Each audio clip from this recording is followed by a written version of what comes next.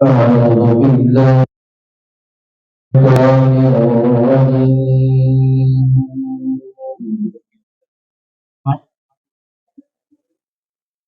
بسم الله الرحمن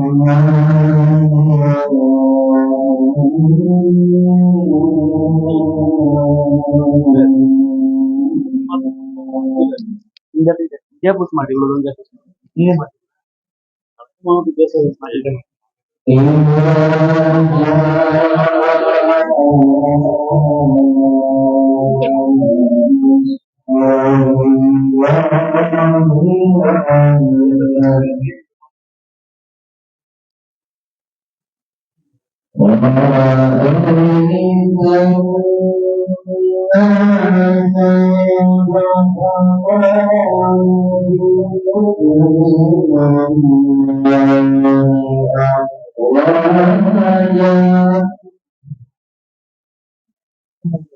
فسبح بحمد ربك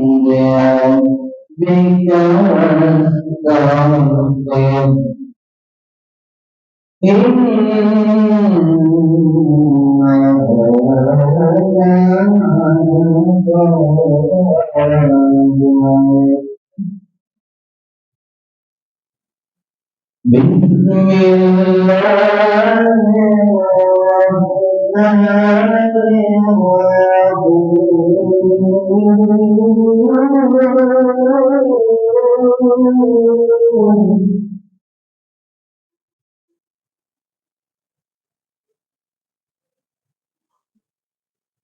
بسم الله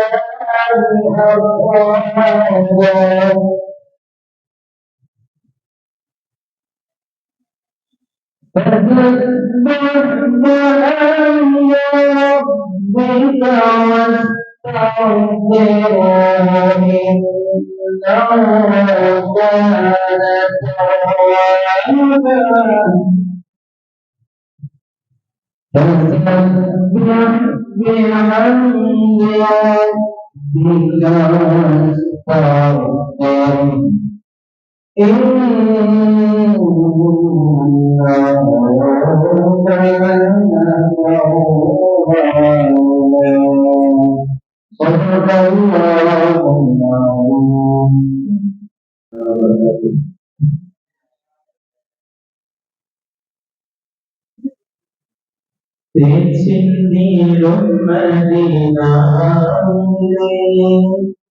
பூரணம் சுத்தந்தரே பூர்ணத்து கிட்டமங்கிலே பூர்ணவே புண்ணியம் மஞ்சளே தேசிந்திலும் மதினாவிலே பூரணமே சுத்தந்தரே பூர்ணத்து கிட்டமங்கிலே உமை காண வேண்டும் நெஞ்சமே மதினா மதினா எங்கள் மதினா மதினா மதினா அழகான மதினா மதினா எங்கள் மதினா மதினா மதினா அழகான மதினா மதினா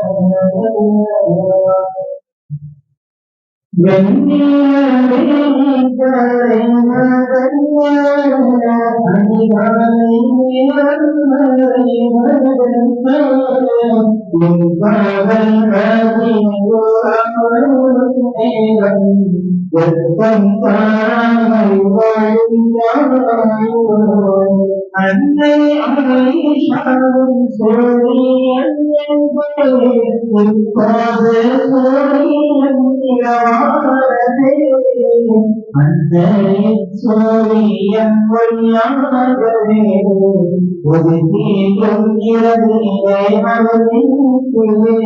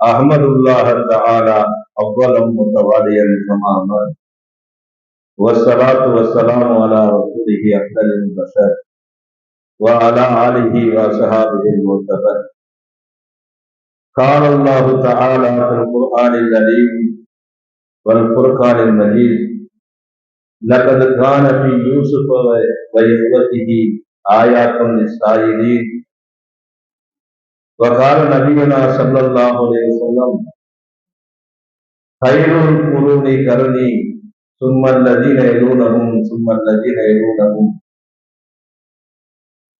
सदक़ल्लाहुल अलियुल अलीम व सदक़ रसूलुहुन नबियुल करीम பெருகிவரும் கருணையினால் தேவதை காத்து வரும் தேவபல்லாளன் அல்லாஹ்விற்கே கோடான கோடி முதல் இரட்டை இடர்களும் இறந்தவருக்கு இங்கே இஸ்லாத்தின் பெருவிடத்தை விரித்தவரால் பேரின்ப புத்தகமாம் நற்குணத்தின் நாயகமாம் சற்குணத்தின் நாயகமாம் மக்களுக்கு ரோஜாவாம் மதினத்து ராஜாவாம் எங்கள் மமூல் முஸ்தபா ஸல்லல்லாஹு அலைஹி வஸல்லம் அவர்களின் மீதும் அவர்களின் புரிதமிக்க குடும்பத்தினர்களின் மீதும் அவர்களுடைய வாழ்க்கை நெறிமுறைகளை வலுவான நலுவான சொந்தங்கள் நடந்த சஹாபாக்களின் மீதும் உலகம் முழுவதும் நிறைந்திருக்கின்ற இளைஞர்கள் செல்வர்கள் இஸ்லாமிய சம்பந்தம் புண்ணியம் பூத்து குழந்தைகின்ற வரலாற்று ஆய்வரங்கள் அரங்கத்திலே கலந்து கொண்டிருக்கின்ற நம் அனைவர்களின் மீதும் அளவற்ற அன்பாளன்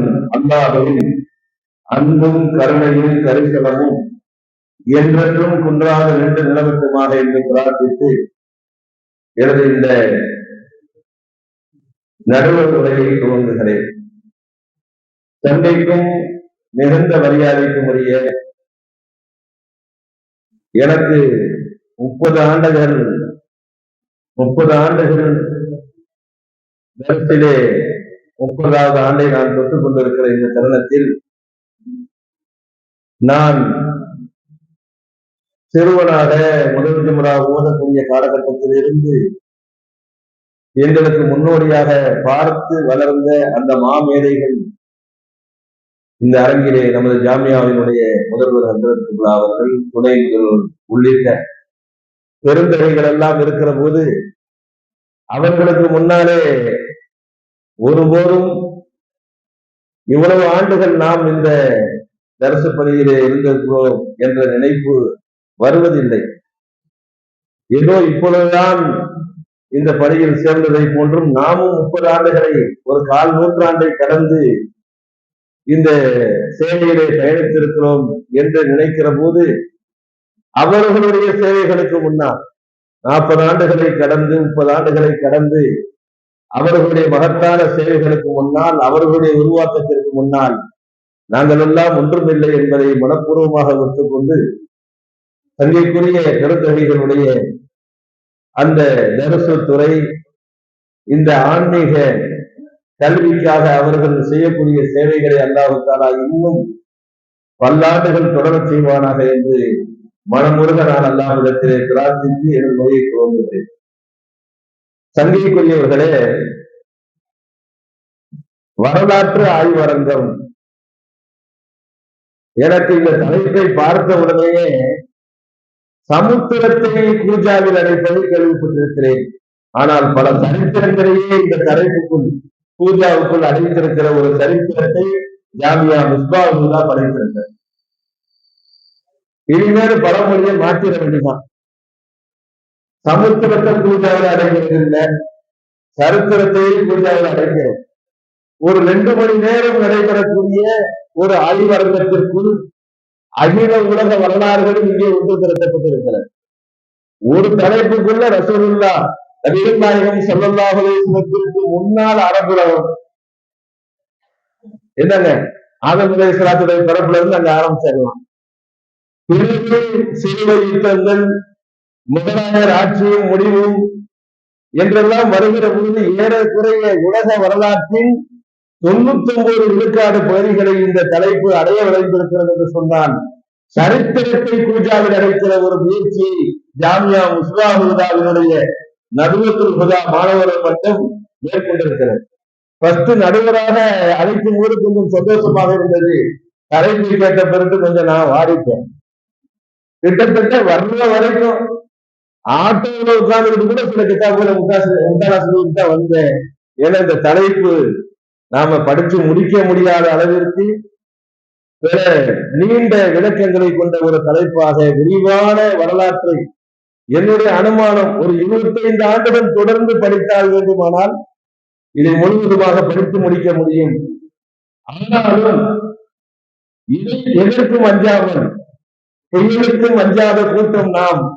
எனவே அன்பிற்குரியவர்களே, இந்த கடும் மழையிலும் கூட சரித்திர ஆய்வரங்கத்தை நடத்தி கொண்டிருக்கிறோம் என்பது நூற்றாண்டுகளை கடந்த ஜாமியா மிஸ்பாஹுல்லாவுக்குத்தான் அந்த தைரியம் வரும் என்று சொன்னால், சமுதாயத்தில் பல விஷயங்களை சந்தித்து பல சவால்களை சந்தித்த மாபெரும் ஜாமியா, நூற்றாண்டுகளை கடந்த இந்த ஜாமியாவிற்கு எதையும் சந்திக்கின்ற ஒரு ஆற்றலை தந்திருக்கிறார். சரித்திரத்தையே பூஜாவில் அடைக்கிற சரித்திரத்தையும் ஜாமியா மிஸ்பாஹுல்லா இப்பொழுது படைத்துக் கொண்டிருக்கிறார். அன்பிற்குரியவர்களே, சரித்திரம் என்றால் என்ன? சரித்திரம் என்றால் என்ன? கசஸ், கிஸ்ஸா என்ற வேர்ச்சொல், கஸ்ஸ என்ற வேர்ச்சொல்லுக்கு பாதச்சுவடுகளை பின்பற்றி நடக்குதல். பாதச்சுவடுகளை பின்பற்றி நடப்பதற்கு பெயர்தான், அதிலிருந்து வந்த வார்த்தை தான் காலச்சுவடுகளாக இருக்கக்கூடிய வரலாற்றிற்கு பாதச்சுவடுகளை வைத்து பெயர் வைக்கப்பட்டிருக்கிறது. அன்பிற்குரியவர்களே, மனிதனுடைய தடம் பதித்த அவருடைய வாழ்வு இருக்கிறதே, அதுதான் வரலாறு. மனிதனின் வாழ்க்கை தான் வரலாறாக மாறுகிறது. எனவே மனிதர்கள் பதித்த தடங்கள், அவர்களுடைய காலச்சோதனைகளைத்தான் காலச்சோதனைகளான வரலாறுகளாக நாம் கருதுகிறோம். அதற்கு இப்னு அப்பாஸ் ரலியல்லாஹு தஆலா அவர்கள் சொல்வார்கள், ஜமீஉல் உலூமி ஃபில் குர்ஆனி வலாக்கின் தகாசரத் அஃஹாமுர் ரிஜால். எல்லா கல்வி ஞானங்களும் திருக்குர்ஆனிலே இருக்கிறது. ஆனால் அவைகளை அறிந்து கொள்வதில் மனிதர்களுடைய அறிவுதான் குறைநிலையாக இருக்கிறது என்று சொல்வார்கள். அன்பிற்குரியவர்களே, அல்லாஹ் ரப்பல் ஆலமீன் எல்லா இயல்களையும் எடுத்து ஒதுக்கி இறைமறை திருக்குர்ஆனிலே அல்லாஹ் நமக்கு கொடுத்திருக்கிறார். அனைத்து துறைகள், அனைத்து இயல்களும் திருக்குர்ஆனிலே பேசப்படுகிறது. அதே போன்றுதான் வரலாற்று துறை.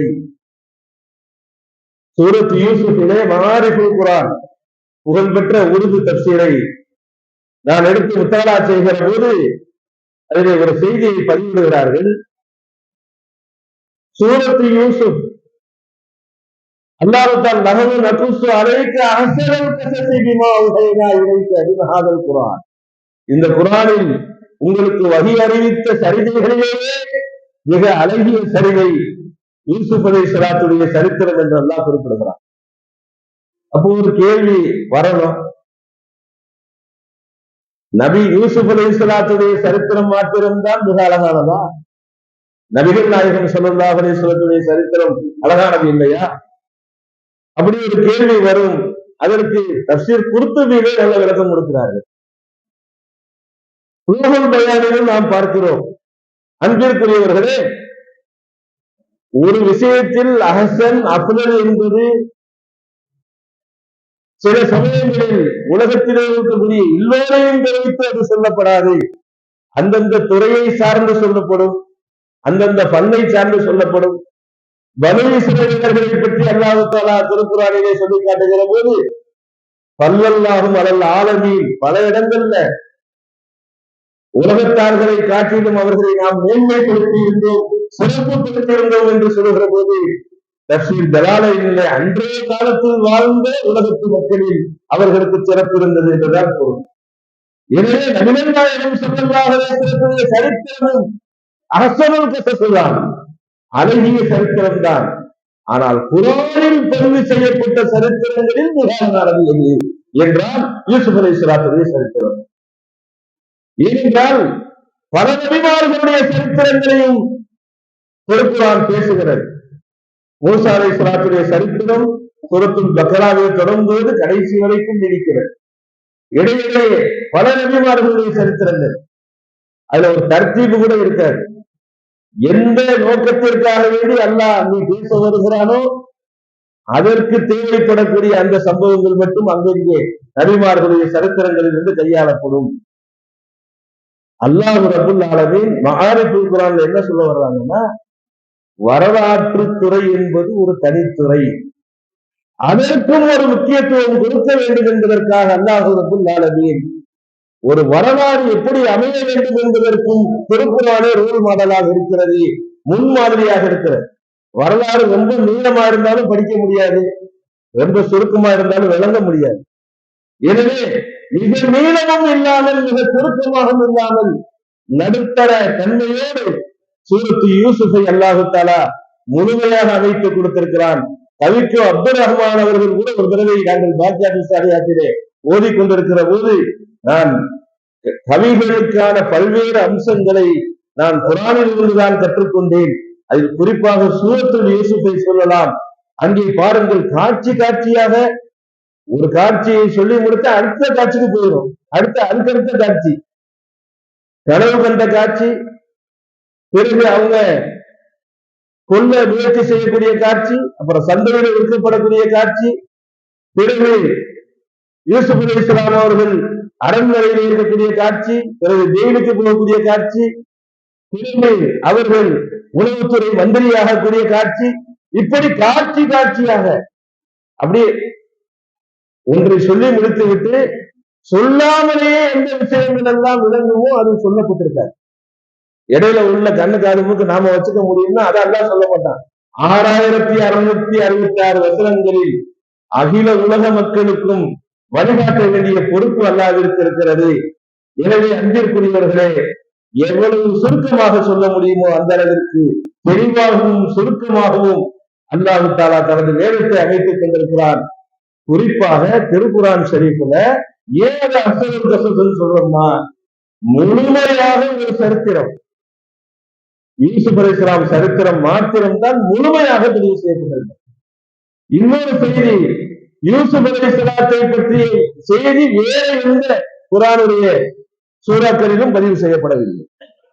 சூரத் யூசுப் அவங்களுக்குன்னே ஒரு அத்தியாயத்தை சொல்லி ஃபுல்லா பேசி முடிச்சிடறானே தவிர அடுத்து வேற எந்த பகுதியிலையும் அந்த சரித்திரம் இடம்பெறவில்லை. சரித்திரவியல் வரலாற்று துறை என்று சொல்லக்கூடிய அந்த தாரீகிற்கு ஒரு முக்கியத்துவம் கொடுக்க வேண்டும். அதுவும் மனித வரலாற்றிலே மிக முக்கியமானது என்பதை உணர்த்துவதற்காக அதை இடம்பெற செய்து அதை அழகிய சரித்திரம் என்றும் அல்லாஹ் தஆலா சொல்லி காட்டுகிறார். அன்பிற்குரியவர்களே, எனக்கு ஒரு வரலாற்று செய்தி ஒன்று நினைவுக்கு வருகிறது. இங்கே வரும்போதுதான் இப்போ அஜித் வந்த அந்த வரக்கத்துல அந்த செய்தி நினைவுக்கு வருது.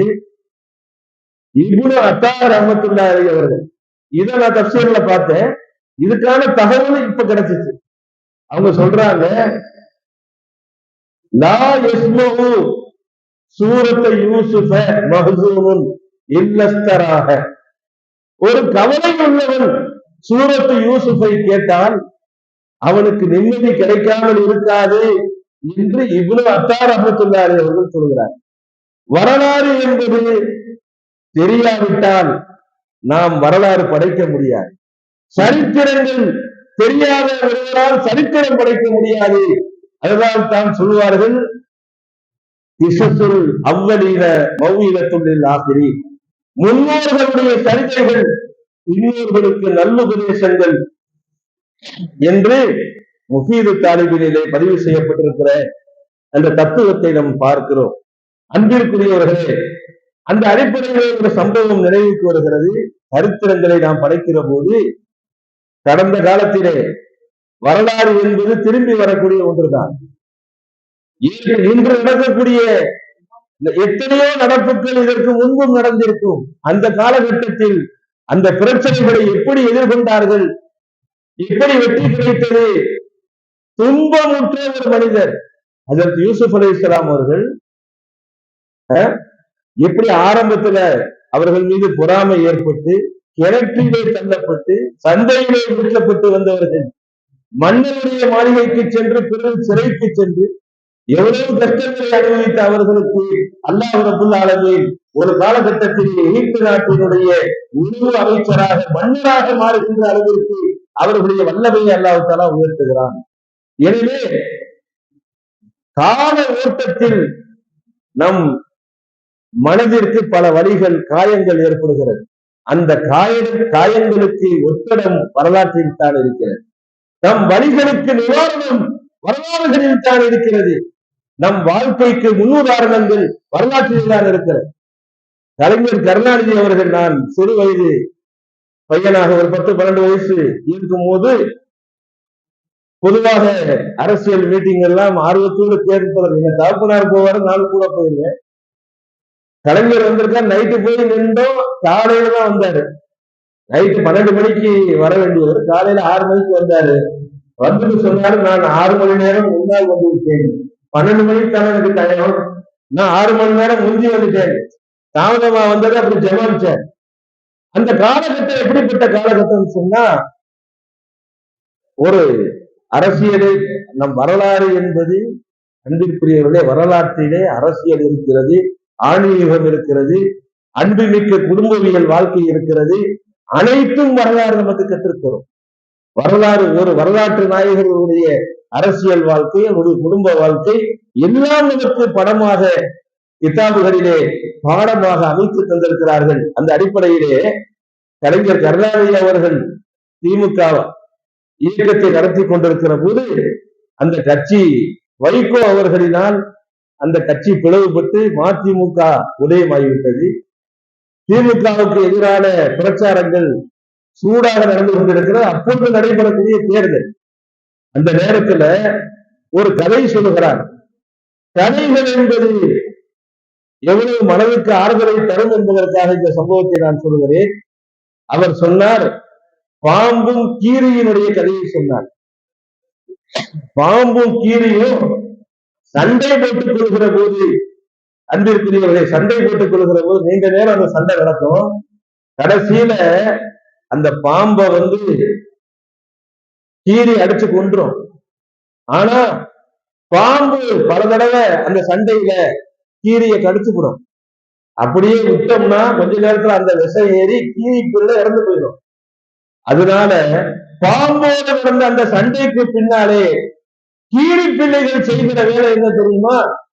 காட்டுக்குள்ளே இருக்கக்கூடிய ஒரு மூலிகையை நோக்கி ஓடுமா.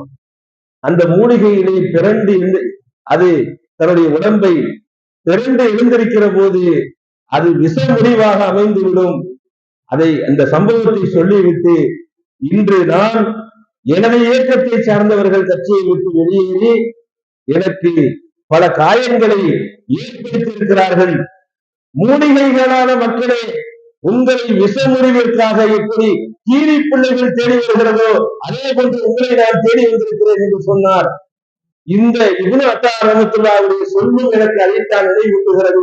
வரலாறுகள் தான் இன்னைக்கு இந்திய தேசத்தில், உலகம் முழுவதும், பலஸ்தீனிலே, லெபனானிலே முஸ்லிம்கள் படக்கூடிய அந்த கஷ்டங்களை எல்லாம் பார்க்கிற போது இது போன்று எத்தனையோ பெரிய கஷ்டங்களை இந்த இஸ்லாமிய சமூகம் கண்டுவிட்டுத்தான் மீண்டும் மீண்டும் அது வளர்ந்து கொண்டிருக்கிறது.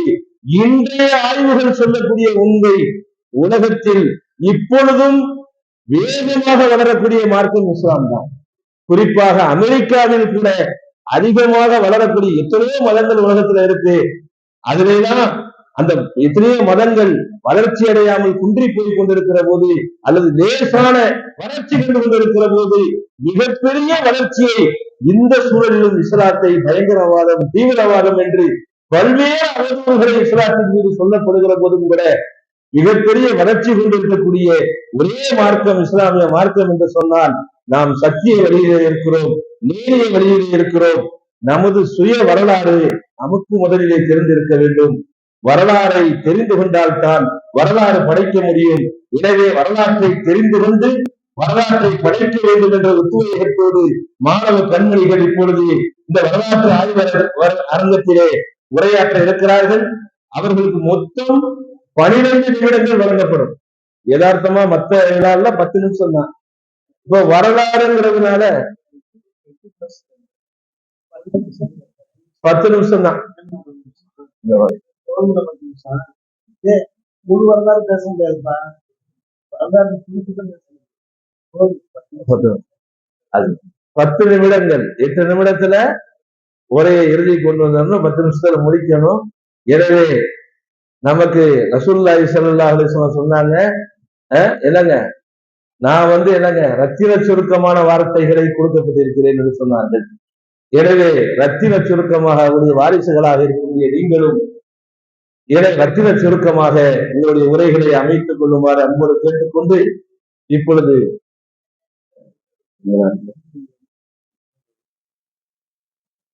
சிலுவை யுத்தங்கள் என்ற தலைப்பில் தனது வரலாற்று ஆய்வுகளை பதிவு செய்வதற்காக அன்பிற்குரிய முகமது ஷாக்கீர் அவர்கள், முத்தவல் வகுப்பை சார்ந்த முகமது ஷாக்கீர் அவர்கள் இங்கே சிலுவை யுத்தங்கள் என்ற தலைப்பிலே தனது ஆய்வை பதிவு செய்ய வந்தார். ஷாக்கீரே வருக, நன்றியோடு நல்லுரை தருக. பரவாயில்ல, நாங்க அப்படி சொல்லுங்க.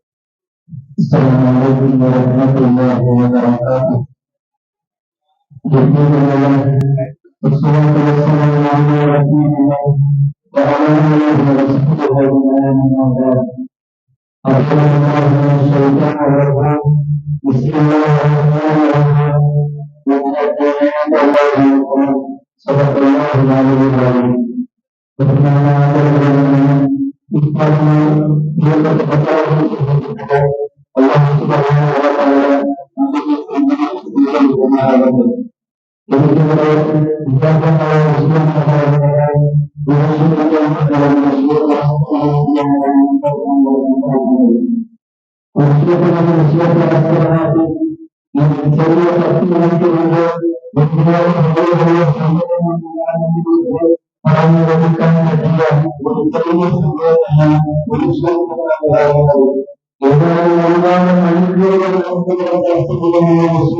അതിൽ പ്രധാനപ്പെട്ട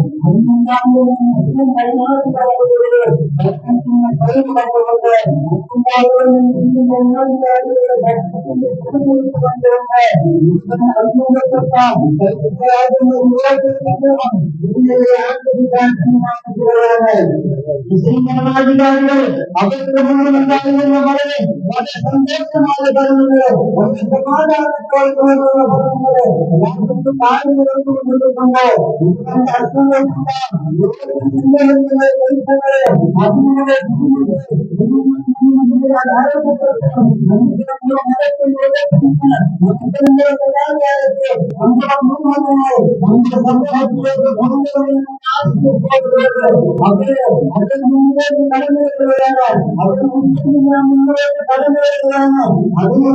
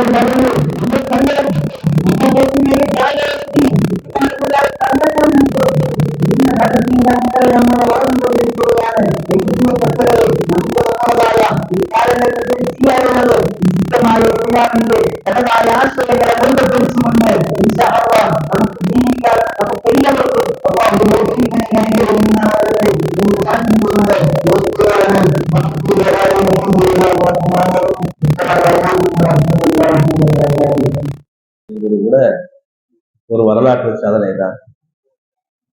அது கிட்டத்தட்ட 600-200 ஆண்டுகள் தொடர்ந்து நடைபெற்ற ஒரு யுத்தம். அது சுருக்கமாக சிலுவை யுத்தத்தை பற்றி, அது முஸ்லிம்களுக்கும் கிறிஸ்தவர்களுக்கும் நடந்த யுத்தம்.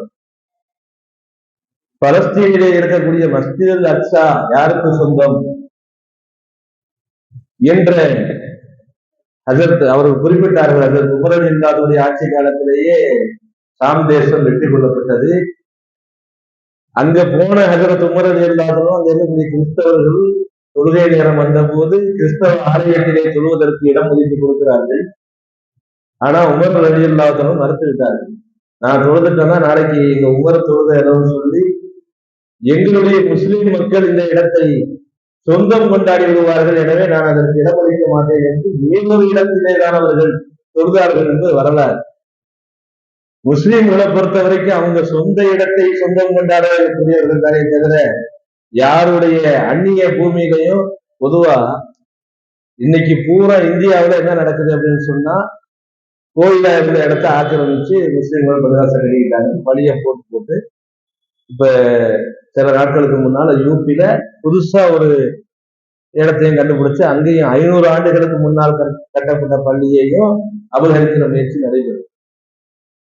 முதல் விளக்கம் என்னன்னு சொன்னா, முஸ்லிம்களுக்கு பூமி முழுவதும் தொழுவதற்கு ஹலாலாக்கப்பட்டிருந்தாலும் அதனுடைய உரிமையாளருடைய அனுமதி இல்லாமல் தொழுவதே கூட நம்ம சொந்த இடத்துல விலைக்கு வாங்கி கட்டியிருக்கோம், அல்லது நமக்கு ஏதோ ஒரு வகையில் உரிமைப்பட்ட இடத்தில்தான் நாம் தொழுகையை நிறைவேற்றினால் தொழுகை கூடுமே தவிர இன்னொருத்தருடைய இடத்தை அபகரித்து தொழுதால் தொழுகையே கூடாது. எனவே இந்த சட்ட விளக்கத்தை நம்மை விடவும் நம்முடைய மூதாதையர்கள் தெரிந்தவர்கள். எனவே அவர்கள் அப்படிப்பட்ட ஒரு செயலில் ஈடுபட்டிருக்க வாய்ப்பே இல்லை என்பதை நாம் புரிந்து கொள்ள வேண்டும். குறிப்பாக இதுல அவங்க சொன்னது சலாஹுத்தீன் அய்யூபி ரஹ்மத்துல்லாஹி காட்சி காலத்துல மொத்தம் சிலுவை போர்கள் 9ங்கிற அளவுக்கு சொல்றாங்க. ஆனா சரி, அதை 7க்குள்ள உள்ளடக்கிறாங்க. நம்ம பைத்துல் முகத்தஸை கிறிஸ்தவர்களிடமிருந்து மீட்டது 3ஆம் சிலுவை போர். அதுதான் சுல்தான் சலாஹுத்தீன் அய்யூபி ரஹ்மத்துல்லாஹி அலைஹினால் மேற்கொள்ளப்பட்டது. அன்பிற்குரியவர்களே, பைத்துல் முகத்தஸ் முஸ்லிம்கள் வசமான நிகழ்வு அந்த 3ஆம் சிலுவை யுத்தம் என்பதையும் கவனப்படுத்தி தொடர்ந்து இப்பொழுது ஹசன் அவர்கள் தன்னைக்குரிய அப்பாஸ் அவர்கள் உமையாக்களுடைய ஆட்சியும் முடிவும் என்ற தலைப்பில் இப்பொழுது அழகுபட தன் ஆய்வுரையை பதிவு செய்ய வருகிறார்.